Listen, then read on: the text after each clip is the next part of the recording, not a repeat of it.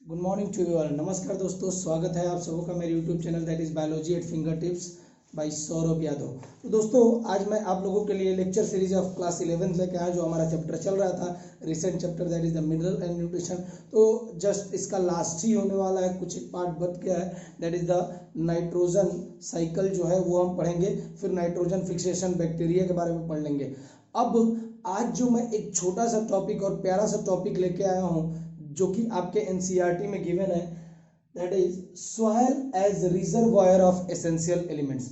देखिए, जैसा कि हम जानते हैं कि बेटा जितने भी एलिमेंट्स होते हैं, चाहे इनऑर्गेनिक हो चाहे ऑर्गेनिक हो, मिनरल आयनिक फॉर्म में हो, किसी फॉर्म में हो, वो सारे के सारे एलिमेंट्स कहाँ पाए जाते हैं? मिट्टी के अंदर, सॉइल के अंदर। चाहे वो माइक्रो न्यूट्रिएंट्स हो, चाहे आपके क्या होगा, अगर माइक्रो न्यूट्रिएंट्स की जो हमने ट्रिक याद की थी, पीके का कौन सा मग, या फिर अगर मैं बात कर लूँ that is the macro nutrients की बात कर लूँ तो थे पीके का कौन सा मग।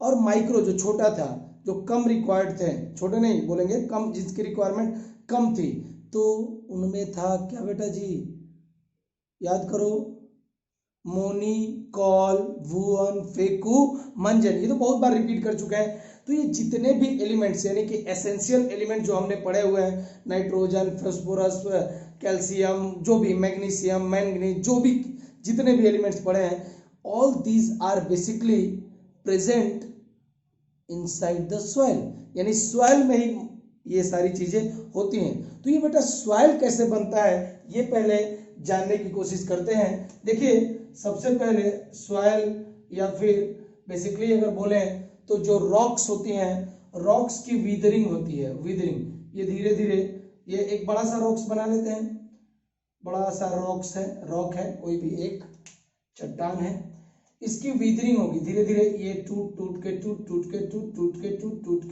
धीरे धीरे धीरे धीरे धीरे धीरे क्या होगा बेटा, गिर जाएगा और सॉइल पे, और ये बेड पे आ जाएगा, यानी कि एक समतल जमीन वाले स्तर पे आ जाएगा। और जब ये यहाँ पे आएगा, रॉक के अंदर में होता है बहुत सारा बेटा मिनरल्स। क्या होता है? मिनरल्स। तो ये मिनरल्स धीरे धीरे, जब ये रॉक्स की क्या हो रही है, वीदरिंग हो रही है, वीदरिंग का मतलब होता है ब्रेक डाउन हो रहा है, तो ये धीरे धीरे सारा मिनरल्स कहाँ आ जाएगा, एक समतल जमीन पे आ जाएगा। यानी बेसिकली अगर देखो तो समतल जमीन पे हम लोग सॉइल कर रहे हैं, सॉइल के अंदर में ये सारे मिनरल एंड आयंस क्या होंगे बेटा, डिपोजिट हो जाएंगे। और ये जब डिपोजिट होंगे तो it will be taken up by the plants, क्योंकि बेटा इसी बेड पे, यानी जो समतल जमीन है, यहीं पे क्या ग्रो होंगे, plants.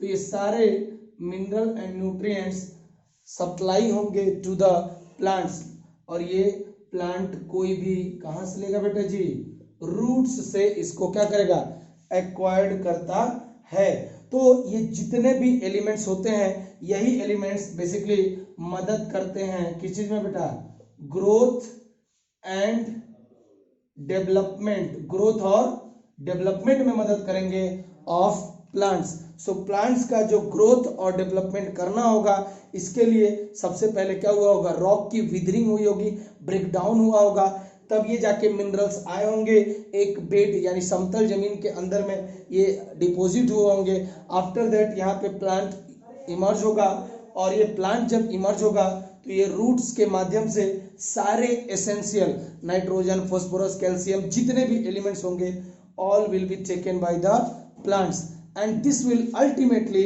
Help in growth and development of plants. तो किस तरह से होगा बेटा जी, तो याद रखिएगा, विदरिंग और ब्रेकडाउन ऑफ रॉक्स होगा, तभी ये मिनरल्स आके डिपॉजिट होते हैं कहां पे बेटा, आपके बेड पे या सॉइल के अंदर में। तो लिखिएगा पहला point, majority of the nutrients, यानी जितने ज्यादा न्यूट्रिएंट्स है, मेजॉरिटी की बात कर रहा है, majority of the nutrients that are essential, यानी कि एसेंशियल न्यूट्रिएंट्स की बात कर रहा है, that are essential for growth and development, for growth and development of plants. तो जो भी एसेंशियल एलिमेंट्स होते हैं वो रिस्पॉन्सिबल होते हैं दो चीज के लिए, क्या कराने के लिए, ग्रोथ कराने के लिए और डेवलपमेंट कराने के लिए किसी भी प्लांट का। ये अवेलेबल होगा, प्लांट्स को अवेलेबल होगा by the help of roots, so become available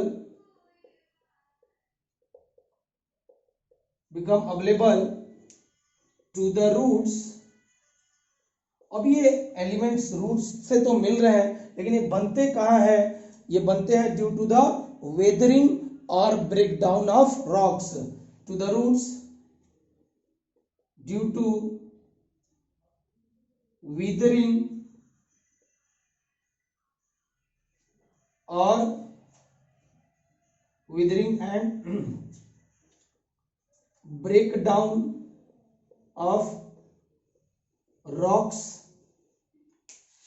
okay, तो ये विदरिंग का मतलब क्या होता है बेटा कि समटाइम्स यहाँ पे रॉक्स का भी ब्रेकडाउन हो सकता है, कभी कभार कोई मिट्टी का टिल्ला है, जैसे मान लीजिए ये सॉइल बहुत ज्यादा क्या हो गया बेटा आपका डिपॉजिट हो गया है, तो ये सॉइल की भी कभी कभार विदरिंग हो जाएगी, और विदरिंग होगी तो इससे जो मिनरल्स होंगे आपके एक समतल जमीन पे आके इकट्ठा हो सकते हैं। समटाइम्स अगर मान लीजिए वुड डिपॉजिट हो गया, यानी बांस वांस है, बम्बू है, जैसे मान लीजिए बम्बू है, तो बम्बू है धीरे धीरे जब यहाँ से आसपास से ये विदरिंग होगी, और मान लीजिए यहाँ पे यहाँ कहीं आपने वुड रखा हुआ है, कोई एक बम्बू रखा हुआ है, ठीक है, तो ये क्या होगा धीरे धीरे जब ये टूटेगा, टूट के पहाड़ इसके ऊपर गिरेगा तो ये भी टूटेगा, और बहुत सारे ऑर्गेनिक एलिमेंट्स पाए जाते हैं इन वुड के अंदर में भी, तो इनकी भी विदरिंग हो जाएगी, ये भी टूट जाएंगे और टूट के सॉइल के अंदर में चले जाएंगे। जैसे मैंने बोला था कि डेड प्लांट्स और डेड एनिमल्स के अंदर में भी बहुत सारी क्या होते हैं बेटा एलिमेंट्स होते हैं, आयंस होते हैं, वो भी धीरे धीरे कहाँ पहुंच जाएंगे आपके सॉइल के अंदर में। सो विदरिंग एक बड़ा सा कंसेप्ट है। So weathering is basically breakdown of, केवल रॉक का नहीं होगा, सॉइल का, बड़े बड़े सॉइल का भी हो सकता है, या फिर आपका वुड का भी हो सकता है, रॉक्स का तो होगा ही होगा। सो weathering is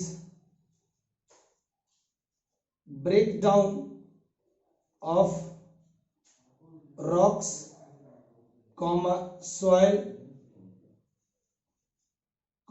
minerals as well as wood। तो wood भी इसके अंदर में आ जाएगा।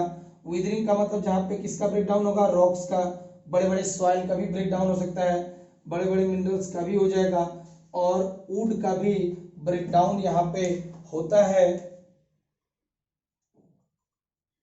Through contact with earth atmosphere. तो याद रखिएगा, तो ये जितने भी हैं विदरिंग बेसिकली ब्रेकडाउन होगा, रॉक्स का ब्रेकडाउन होगा, बड़े बड़े अगर मान लीजिए सॉइल के टीले हैं तो उनका भी ब्रेकडाउन हो सकता है, मिनरल्स का भी होगा क्योंकि मिनरल ऊपर से नीचे आ रहा है तो इनका भी ब्रेकडाउन हो रहा है, एज वेल एज वुड। अब मान लीजिए कुछ वुड जो होता है, जैसे would, bamboo is a would, so would भी होगा जो आपके कंटेक्ट सरफेस में हो जाएगा अर्थ के एटमॉस्फेयर में। जैसे मान लीजिए कोई एक पौधा टूट गया, ये है बेटा सॉइल, ओके, यहाँ पे कोई एक पौधा ये पहले खड़ा था और ये टूट गया, तो इसका वुड जो होगा वो इसी सॉइल के ऊपर गिरेगा।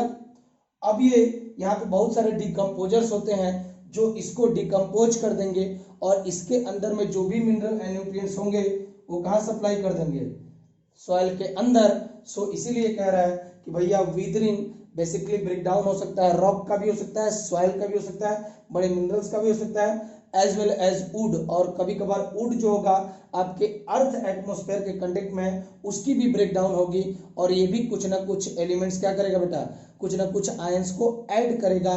चाहे प्लांट्स, कभी कभार एनिमल्स भी अगर मरते हैं तो वो भी क्या होगा, समतल जमीन पे रहता है, कुछ दिन बाद देखते हो सारा चीज गायब हो गया, तो डिकम्पोजर्स क्या करते हैं, उसको डिकम्पोज करके जो भी उसके अंदर में इनऑर्गेनिक और ऑर्गेनिक आयंस होते हैं उसको फिर से सप्लाई कर देते हैं टू द सॉइल। तो यही बात समझाने की कोशिश कर रहा है। अब इस प्रोसेस के वजह से क्या होगा, ड्यू टू दिस प्रोसेस जितने भी एलिमेंट्स होंगे सारे डिपॉजिट हो जाएंगे कहाँ पे बेटा, आपके सॉइल के अंदर में। तो सॉइल जो हो जाएगा इनरिच हो जाएगा, बहुत ज्यादा अमाउंट में वहां पे क्या मौजूद हो जाएगा, dissolve ions, inorganic salts. Okay, so अगर हम बात करें कि जितने भी मिनरल्स आ रहे हैं ये कहां से आ रहे हैं, तो ब्रेकडाउन ऑफ रॉक से आ रहे हैं। और ये मिनरल्स कर क्या रहे हैं, तो ये न्यूट्रिशन दे रहे हैं। किसको न्यूट्रिशन दे रहे हैं, प्लांट्स को दे रहे हैं। इसीलिए इस चैप्टर का नाम है मिनरल एंड न्यूट्रिशन। क्यों, क्योंकि बड़े बड़े पहाड़ से क्या आ रहा है, मिनरल्स, और मिनरल्स सॉइल में जा रहा है, और सॉइल से it is taken by the plants. तो प्लांट्स में यूज हो रहा है एज अ न्यूट्रिएंट, इसीलिए इस पूरे चैप्टर का नाम है मिनरल एंड न्यूट्रिशन। सो लिखिएगा, दिस प्रोसेसेस का मतलब विदरिंग और ब्रेकडाउन ऑफ रॉक्स की बात कर रहा है। दीज प्रोसेसेस यानी कि withering and breakdown of rocks. तो दीज प्रोसेसेस, ये जो प्रोसेसेस है, जो भी प्रोसेसेस है, जरा देख लो विजिबल है कि नहीं है। Okay, so these processes withering and breakdown of rocks enrich, sorry यहां नहीं दिख रहा, एनरिच का मतलब पूरा जो सॉइल का होगा उसको भर देगा, किससे, आयन से। Enrich the soil with dissolved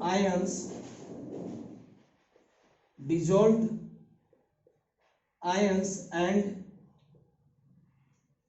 inorganic salts। Okay, तो ये जो पूरी मिट्टी होगी उसके अंदर में डिसॉल्व आयंस और इनऑर्गेनिक सॉल्ट्स काफी अमाउंट में भर जाएगा। And since they are derived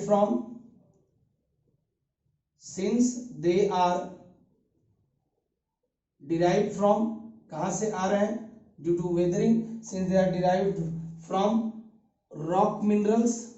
तो ये कहां से आ रहे हैं, रॉक से जो मिनरल मिल रहा है वहीं से आ रहा है। Since they are derived from the rock minerals and their role, और इनका आ तो रहे रॉक से, ठीक है, मिनरल आ रहे हैं रॉक से, और इनका रोल क्या है, growth and development of plant, यानी कि न्यूट्रिएंट्स की तरह इस्तेमाल होते हैं। And their role in plant nutrition. So ये क्या प्रोवाइड करते हैं, प्लांट को न्यूट्रिशन प्रोवाइड करते हैं। So it is referred as, इसलिए इस चैप्टर का नाम है referred as mineral nutrition. Note down कर लीजिएगा इस चैप्टर का नाम कैसे पड़ा है। तो ध्यान रखिएगा कि जितने भी आयंस हैं, डिसॉल्व आयंस हैं, इनऑर्गेनिक, ऑर्गेनिक कंपाउंड्स हैं, ये सारे के सारे आते हैं सॉइल के अंदर में, डिपॉजिट होते हैं bye the help of withering of rocks. तो ये रॉक मिनरल्स हैं, मिनरल जो आए हैं वो है क्या, रॉक मिनरल्स, और यही मिनरल्स यूटिलाइज होते हैं प्लांट्स के द्वारा for their growth and development के लिए, न्यूट्रिएंट्स की तरह। सो इसीलिए इस चैप्टर का नाम है मिनरल न्यूट्रिशन। नोट डाउन करेंगे, बड़ा ही इंपॉर्टेंट पॉइंट है। चलिए अब बात कुछ आगे की कर लेते हैं। देखिए, हम सोचते हैं soil is a reservoir of only क्या बेटा, आयंस, लेकिन ऐसा नहीं है बेटा। सॉइल में केवल आयंस ही नहीं पाए जाते हैं, बहुत सारी और भी अनदर चीजें पाई जाती हैं। जैसे कि अगर बात कर लें, इसके अंदर में नाइट्रोजन फिक्सिंग बैक्टीरिया पाया जाता है, इसी के अंदर में ऑक्सीजन भी पाया जाता है, इसी के अंदर में अंडरग्राउंड वाटर, सॉइल के अंदर में भी वाटर पाया जाता है। तो सॉइल एक रिजर्वायर तो है एसेंशियल एलिमेंट्स का, इसके साथ साथ में सॉइल के अंदर में और भी सारी चीजें होती हैं, इसको भी लिख लेते हैं। सो soil consist of a wide variety of substances, बहुत सारे सब्सटेंसेस होंगे। 10 इट प्लेज सेवरल रोल्स, तो इसके बहुत सारे रोल हैं। इट प्लेज सेवरल रोल्स, तो देखते हैं कौन कौन सा रोल ये अदा करता है किसकी लाइफ में, प्लांट्स की लाइफ में भैया। तो देख लेते हैं पहला, सॉइल, जैसे कि मैंने बोला soil is a reservoir of water and ions for plant. So soil is reservoir, reservoir का मतलब क्या होता है बेटा जी, जैसे हमारे घर में टंकी होती है जहां पे हम पानी को इकट्ठा करते हैं, ठीक है, अपने डे टू डे वर्क के लिए, नहाने के लिए, बाथरूम जाने के लिए। उसी तरह से जो सॉइल है बेटा, ये एक रिजर्वायर है वाटर का, जो वाटर सप्लाई करता है to the plants. So soil is reservoir of water for plants. Okay जी, तो ये सॉइल एक रिजर्वायर है फॉर क्या बेटा, वाटर के लिए, जो कि सप्लाई होता है फॉर द प्लांट्स। दूसरी जो चीज मैंने बोली, यहाँ पे बहुत सारे मिनरल्स पाए जाते हैं। मिनरल्स ही नहीं, एसेंशियल एलिमेंट्स भी तो पाए जाएंगे, लेकिन इसके साथ साथ में बहुत सारे बैक्टीरिया पाए जाते हैं, जैसे कि नाइट्रोजन फिक्सिंग ऑर्गेनिज्म भी पाए जाते हैं। तो सेकंड लिख लीजिएगा, सॉइल सप्लाइज एसेंशियल मिनरल्स, यानी जो मिनरल्स जरूरी होते हैं for the growth and development of plant, उसको एसेंशियल मिनरल्स कहेंगे। एंड हार्बर, हार्बर का मतलब वहीं पे जहाँ सॉइल होता है वहीं पे पाई जाती हैं, यानी सॉइल इनको एटमॉस्फेयर देता है ताकि वो वहां पे अपनी लाइफ सर्किल को कंप्लीट कर सके। सो हार्बर, ये पालता है एक तरह से। हार्बर नाइट्रोजन फिक्सिंग बैक्टीरिया, तो याद कर लीजिएगा, सॉइल जो है वाटर सप्लाई करता है प्लांट को, सॉइल जो है एसेंशियल एलिमेंट्स या एसेंशियल मिनरल सप्लाई करता है। इसके साथ साथ में सॉइल के अंदर में बहुत सारे नाइट्रोजन फिक्सिंग बैक्टीरिया होती हैं जो एटमॉस्फेरिक नाइट्रोजन को फिक्स करती हैं प्लांट्स में। इसके साथ साथ में मैंने बोला सॉइल और क्या दे सकता है, air to the roots, small amount में एयर भी देता है। So soil supplies air to roots. Okay, इसके साथ साथ में ये बेसिकली जो प्लांट को वो स्टेबलाइज करता है, तो basically act as a matrix, ये मैट्रिक्स की तरह इस्तेमाल किया जाता है। जैसे मान लीजिए, अगर सुनिएगा, जैसे प्लांट है वो लगा हुआ है आपके लैंड में लगा हुआ है, लेकिन उसके रूट्स अभी अंदर तक नहीं गए, अब तेज हवा का झोंका आया, या कुछ प्लांट्स ऐसे भी होते हैं जो बुढ़े हो गए हैं, तो उनका अटैचमेंट होगा सॉइल से क्या हो जाता है, काफी कम हो जाता है, तेज हवा का झोंका आता है, वो प्लांट गिर जाते हैं। लेकिन बेसिकली अगर बात करें, जो भी प्लांट्स होते हैं उनको पकड़ के रखने के लिए, स्टेबलाइज करके रखने का काम कौन करता है बेटा, सॉइल ही करता है। अगर वो अच्छी तरह से सॉइल में पकड़ है उनकी, तो कभी भी वो डिस्पोज ऑफ जल्दी नहीं होंगे, वो टूटेंगे नहीं, वो गिरेंगे नहीं। तो ध्यान रखिएगा, प्लांट्स जिनका स्टेबिलिटी होती है इज ड्यू टू दिस क्या बेटा, सॉइल की वजह से ही होती है। So soil act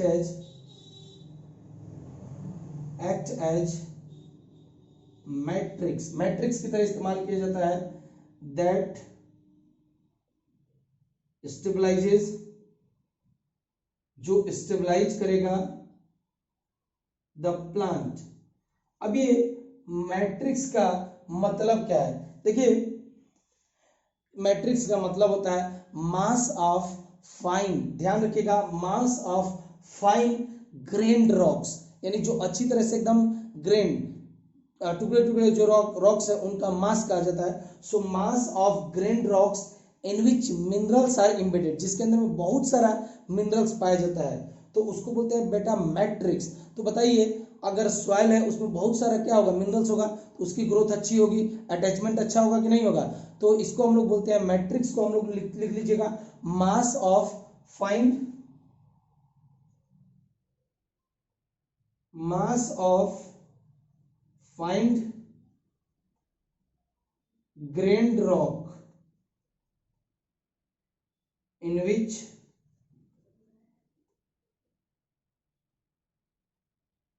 minerals are embedded, जिसके अंदर में मिनरल्स क्या होते हैं बेटा जी, इम्बेडेड होते हैं, पाए जाते हैं। सो नोट डाउन कर लीजिएगा, सॉइल एक मैट्रिक्स की तरह काम करता है, जिसकी वजह से वो स्टेबलाइज करेगा प्लांट का। मैट्रिक्स का मतलब क्या है, इट इज बेसिकली मास है, यानी गुच्छा है, ऑफ फाइंड ग्रेन रॉक्स, जो एकदम छोटे छोटे टुकड़े हैं उनके, इन विच मिनरल्स, जिसके अंदर में बहुत सारे मिनरल्स होंगे, और ये मिनरल होंगे तो ये ताकत देंगे, ग्रोथ एंड डेवलपमेंट में मदद करेंगे, यानी ये स्टेबलाइज करेंगे किसको बेटा, प्लांट को, मुझे नहीं, ठीक है। और जो लास्ट पॉइंट है जो इससे रिलेटेड है उसको लिख लीजिएगा।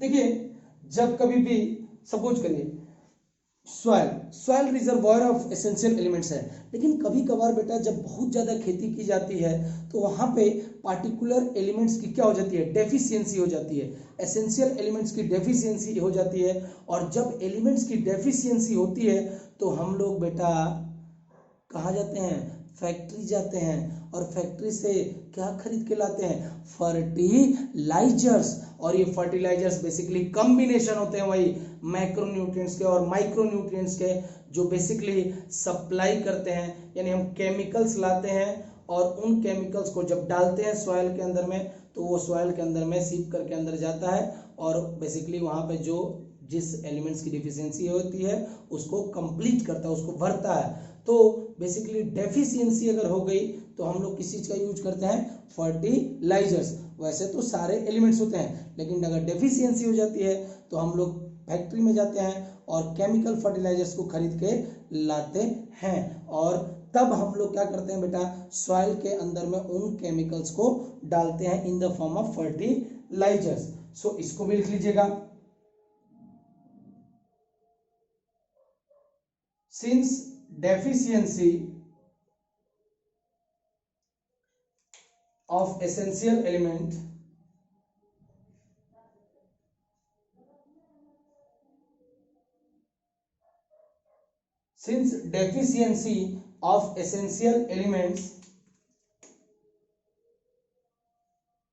affect the crop yield, तो सीधी सी बात है बेटा जी, अगर मान लीजिए किसी भी एलिमेंट की क्या हो गई, कमी हो गई, तो क्या होगा बेटा, प्रॉपर ग्रोथ नहीं होगा प्लांट का। प्रॉपर ग्रोथ नहीं होगा तो उसमें से प्रॉपर यील्ड भी आपको नहीं मिलेगी, यानी कि प्रॉपर अमाउंट में आपको खाना दाना नहीं मिलेगा, मुझे नहीं, प्लांट अपना चीज़ें प्रोड्यूस नहीं कर पाएगा, यानी उसकी यील्ड क्या होगी, खराब हो जाएगी। तो याद रखिएगा, since deficiency of essential elements, जब किसी भी एलिमेंट्स की डेफिशिएंसी होगी तो क्रॉप का यील्ड जो होगा वो काफ़ी कम हो जाएगा। जो पहले 1 हेक्टेयर लैंड पे हम 10 क्विंटल अनाज उगा लेते थे, अब 1 हेक्टेयर लैंड पे मात्र 2 क्विंटल अनाज उग रहा है। इसका मतलब क्या हुआ बेटा, उसका कोई ना कोई एसेंशियल एलिमेंट की वहाँ पे क्या है, डेफिशिएंसी है, जिसकी वजह से क्रॉप यील्ड क्या हो गई है, घट गई है। जैसे मान लीजिए ये 1 हेक्टेयर लैंड है, 1 हेक्टेयर लैंड है, ओके, 1 हेक्टेयर लैंड में जब सारे एलिमेंट्स थे तो मुझे 10 क्विंटल राइस मिला, ठीक है। लेकिन अगर मान लीजिए यहाँ पे all elements present, all elements are present, जितने भी एलिमेंट्स हैं प्रेजेंट हैं, लेकिन अब क्या हुआ, यही 1 हेक्टेयर लैंड है, मान लीजिए यहाँ पे नाइट्रोजन की डेफिशिएंसी हो गई, नाइट्रोजन की काफी डेफिशिएंसी हो गई, ठीक है, बाकी सारे एलिमेंट्स हैं, तो यहाँ पे 5 क्विंटल राइस मिला। कितना राइस मिला, 5 क्विंटल ही राइस मिला। पहले 10 मिलता था, अब 5 मिला, घटा कि बढ़ा, तो ऑब्वियसली घटा। So deficiency of essential elements affect the crop yield. मुझे मालूम है नाइट्रोजन एक एसेंशियल एलिमेंट है, तो ये इसकी डेफिशिएंसी हो गई, कमी हो गई, जिसकी वजह से क्रॉप यील्ड जहाँ 10 क्विंटल मिलता था 5 क्विंटल मिल रहा है। तो यही पॉइंट समझाने की कोशिश कर रहा है, ठीक है। अब there is often a need, अब हमें जरूरत पड़ेगी, देखिए वहां पे एसेंशियल एलिमेंट की डेफिशिएंसी होगी तो हमें जरूरत होगी, हम क्या करेंगे, उस कमी को पूरा करेंगे जब वहां पे फर्टिलाइजर्स का इस्तेमाल करेंगे। तो फर्टिलाइजर्स आर बेसिकली यूज्ड, कभी कोई क्वेश्चन पूछ ले कि भाई फर्टिलाइजर का इस्तेमाल क्यों करते हैं, तो fertilizers are basically used in order to what बेटा, इन ऑर्डर टू इरेडिकेट, बोलेंगे in order to eradicate the deficiency of any elements, यानी जो भी एलिमेंट्स की एसेंशियल एलिमेंट्स की डेफिशिएंसी है उसकी कमी को क्या कर रहे हैं, पूरा कर सके या उसको खत्म कर सके, इसके लिए हमें क्या यूज करना पड़ेगा, फर्टिलाइजर्स का यूज करते हैं। Okay, so there is often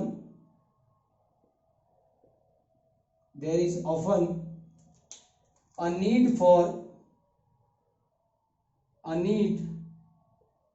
for supplying, किस चीज के लिए, सप्लाई करने के लिए them through fertilizers, यानी जिन एसेंशियल एलिमेंट्स की क्या हुई है, डेफिशिएंसी हुई है, उन डेफिशिएंसी को कंप्लीट करने के लिए हम बाजार से खरीद के लेते हैं बेटा फर्टिलाइजर्स। अब ये फर्टिलाइजर्स भी दो तरह के हो सकते हैं, जैसे कुछ फर्टिलाइजर्स ऐसे होते हैं जिनके अंदर में मैक्रो न्यूट्रिएंट्स पाए जाते हैं, यानी कि अगर मान लीजिए मैक्रो न्यूट्रिएंट्स की क्या हो गई, कमी हो गई, तो जो मार्केट से लाओगे उसको मैक्रो न्यूट्रिएंट्स डेफिशिएंसी वाले फर्टिलाइजर कह दो। For example NPK, nitrogen, phosphorus, potassium और सल्फर। और कुछ ऐसे भी होते हैं जो माइक्रो न्यूट्रिएंट्स को सप्लाई करते हैं टू द प्लांट्स या to the soil, basically soil को देंगे। फॉर एग्जांपल फेकुमंजन, ferrous, copper, manganese and zinc in the form of component of fertilisers, ये हम दे सकते हैं। तो देख सकते हैं क्या क्या दे सकते हैं, बोथ मैक्रोन्यूट्रिएंट्स, यानी कौन कौन से मैक्रोन्यूट्रिएंट्स आप दे सकते हैं, तो याद रखिएगा NPKs, यानी nitrogen, phosphorus, potassium and sulphur. तो ये आपका मैक्रोन्यूट्रिएंट्स के फॉर्म में होगा। एंड माइक्रोन्यूट्रिएंट्स, कुछ माइक्रोन्यूट्रिएंट्स भी होगा, जैसे फेकुमंजन, okay, Fe for ferrous, Cu for copper, Mn for manganese and Zn for zinc. तो ये कुछ मैक्रो एलिमेंट्स हैं और कुछ माइक्रो एलिमेंट्स हैं इन ये दे रखे हैं इन द फॉर्म ऑफ, ये these are the components of fertilisers that are applied to the soil as per needed. So यहाँ तक लिख लीजिए। अब इसके आगे लिख लीजिएगा, ये दोनों लिखने के बाद में form of components, these are the form of components of fertilizers, यानी ये फर्टिलाइजर्स के अंदर में पाए जा सकते हैं, are applied as per need, जिसकी जरूरत होगी। अगर आपके बोल दिया जाए कि हमारे जो लैंड है, हमारा लैंड, उसमें नाइट्रोजन की कमी हो गई है, तो आप कौन सा फर्टिलाइजर लाओगे, तो मैक्रोन्यूट्रिएंट वाला फर्टिलाइजर लाओगे जिसके अंदर में आपका नाइट्रोजन मौजूद होगा, फॉस्फोरस, पोटेशियम और सल्फर। और अगर कमी हो गई माइक्रोन्यूट्रिएंट्स की, for example ferrous, copper, manganese, zinc, ये कुछ आपके फर्टिलाइजर्स हैं जो आपके मार्केट में अवेलेबल होते हैं। तो इनको हम ले आएंगे और एज पर नीड जिसकी जरूरत होगी उसको हम, अगर माइक्रोन्यूट्रिएंट्स की कमी हुई है तो वो डाल देंगे ऊपर वाला, अगर कहीं पे माइक्रोन्यूट्रिएंट्स की कमी हुई है तो नीचे वाला फर्टिलाइजर्स डाल देंगे। तो बेसिकली हम लोग फर्टिलाइजर से क्या कर रहे हैं बेटा, बेसिकली रिप्लेनिश कर रहे हैं या फिर रीजनरेट कर रहे हैं the fertility of the soil, या जो जिस अमाउंट में एलिमेंट कम हुआ है उसके एलिमेंट को हम लोग क्या कर रहे हैं, सप्लाई कर रहे हैं, ताकि प्रॉपर अमाउंट में प्लांट्स की ग्रोथ एंड डेवलपमेंट होती रहे। So this is the basic ही बोलूँगा, बेसिक लेक्चर था। तो बेटा अगर आपको ये लेक्चर अच्छा लगा हुआ है तो काइंडली लाइक एंड सब्सक्राइब करें मेरे चैनल को और दबा के शेयर करें, क्योंकि इस हार्श एंड फास्ट टाइम में आपका टीचर्स बहुत कुछ कर रहा है, तो आप थोड़ा बहुत तो एफर्ट कर ही सकते हैं। इसको थोड़ा शेयर करिए, अपने दोस्तों से कहिए, लाइक करें चैनल को, एंड थैंक यू और stay tuned with me for the next video. अब हम नेक्स्ट में नाइट्रोजन साइकिल स्टार्ट करेंगे। Thank you all.